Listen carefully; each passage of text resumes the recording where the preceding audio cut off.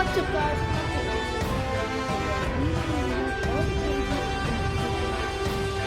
I got them all. I got them all yesterday. So I've been reading from chapter 1, book 1,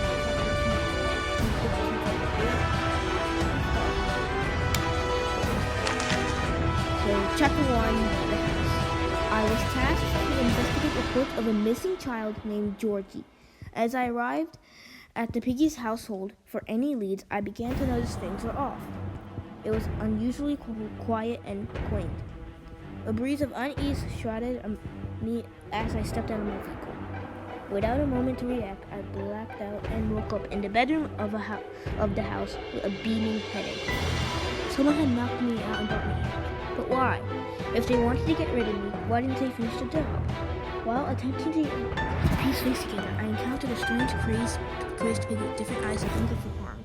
It didn't talk, it just chased me, terrified. As soon as I escaped the house, I decided to get back to the station to get help. What we have here seems to be much more than a case. And then on the picture on the right, it's the Piggy household looks oddly peaceful. Now, that's chapter 1, so it basically makes sense because, and the cutscenes are starting, you just hear a piggy sound, you get knocked out, you wake up in the bedroom, and yeah, you make a conclusion. Now, moving on to the station. When I reached the station, I had found it to be unusually quiet. No officers celebrating, no shouting, nothing. Then the intercom put out a warning to the people. The voice sounded familiar. It was Donkey, my old pet. I didn't know why he showed up on the scale. Maybe it was a distress call that all officers received on its console in the piggy house. As I crept out about to unlock the garage, I encountered yet another strange-looking pig. It appeared to have black eyes and a violent attitude, just like the last one. What is it with these animals? What happened to them? What made them like this? Once I opened the garage door, fueled the escape car, and left with Doggy. I felt a sense of joy overwhelming me. I got out, but did not feel safe. I needed to find out what was going on. The cells, all empty. I guess they took advantage of the situation. So basically, the TSP probably broke out in the infection, during the infection, which was not too long. Chapter 3, the gallery. It turns out the gas can I picked up was almost empty because we found ourselves running pretty quick. To make matters worse, we stopped in the middle of the city.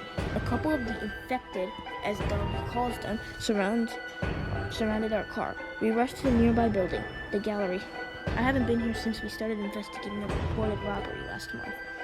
It seemed to be a little run down as well. We quickly see the building. Only to see that the infected entered. It was very strange to see the place, and so on, become so clear. Doggy told me that he never liked the audience anyway. Sealing ourselves in wasn't the best thing to do.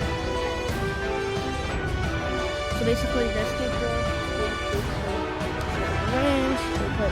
they boarded it, and they put a white lock.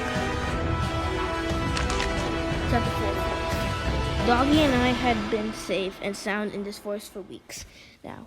We've been silently visiting small towns and taking supplies from them. We spoke for days about what we'll do when it's over.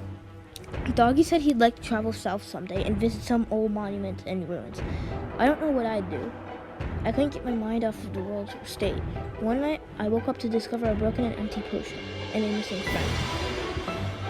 I looked around and found Doggy. He was one of them. My gut sank and I felt weak. Where did this potion come from, and why did he drink it? Was he forced to? He had red eyes, not like the others. Someday, I'll get to the bottom of this. As I left the forest, to no longer be faced with such a harsh blow to my heart, I came across a radio with a voice that instructed me to head to a school. Clinging on to anything to distract my mind, I followed their instructions.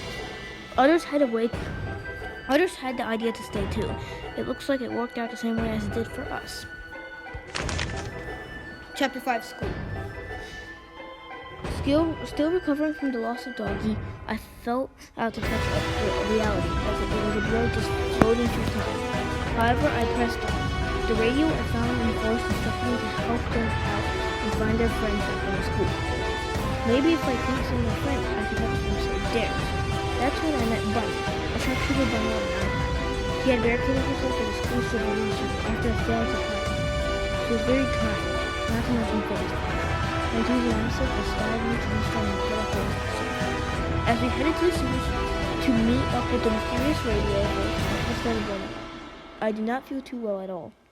I ignored it and continued moving forward. We met with Mr. P, a very rich celebrity. It was strange things to find someone of his status walking around the sewer. He thanked me for my help, but the more he spoke, the harder I found it to pay attention. My head hurt more and more until I passed out there. The last thing I remember was being wheeled to a hospital and seeing a dog. The empty halls are haunted. Chapter 6, The Hospital. I woke up in a hospital with Bunny on my side. She seemed to let me in when she saw my eyes open. Bunny explained that Mr. P and the researchers didn't think I'd make it, as I showed minimal symptoms of the infection. She didn't give up on me though. I rescued her, so she believed it was her duty to protect me from being tossed out and deemed a lost cause. Bunny also told me that I woke up in the perfect time, as the place was being evacuated. A doctor was infected and caused severe pain. I jumped out of bed and got to the rooftop, where a helicopter was supposed to be waiting for us. It wasn't there. They left without us to who knows where. Bunny and I needs to come out of the way to get our death to support ourselves and fast. Oh, what a mess. It certainly seems like a rush to get out of here. Chapter 7. We made our way through the hospital and down to the underground metro. Bunny and I spoke about Mr. Pete and told him my disbelief.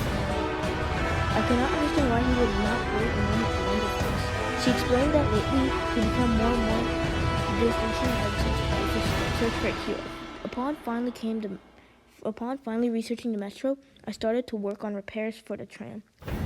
Bunny sat down, not feeling too well. She told me she needed a little rest before going on, and lent me her crossbow.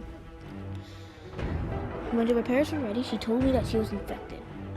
I was very reluctant to believe her. She explained that she was one of the test subjects of Mr. P's cure test at the hospital. Hers did not go so well.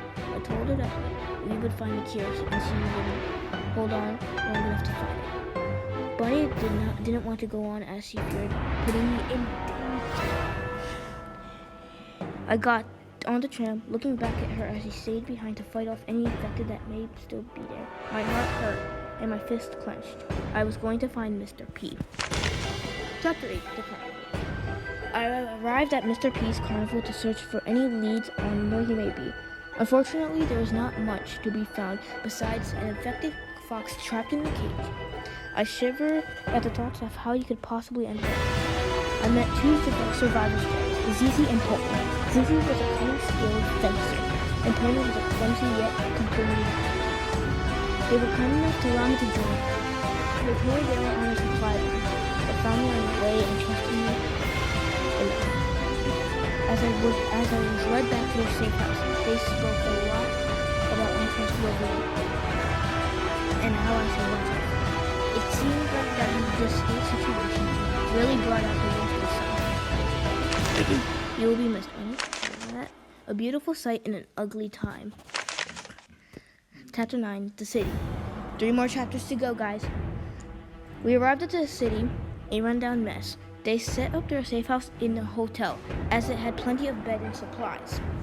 Recently, they've been running low. It was there I learned a few things about my two new allies. Zizi taught me to hand the sisters, Z and Cece, how to fight. Pony studied